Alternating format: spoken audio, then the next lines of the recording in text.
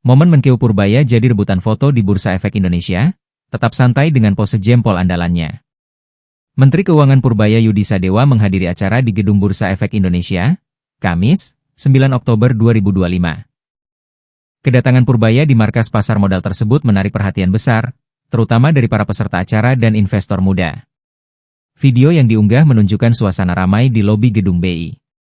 Menkeu Purbaya, mengenakan jas hitam dan dasi biru muda, dikerumuni oleh sejumlah orang, yang tanpa antusias berebut kesempatan untuk berfoto bersamanya. Meskipun dikelilingi banyak orang yang mengarahkan ponsel untuk swafoto, Menkeu Purbaya terlihat santai dan dengan ramah melayani permintaan foto tersebut.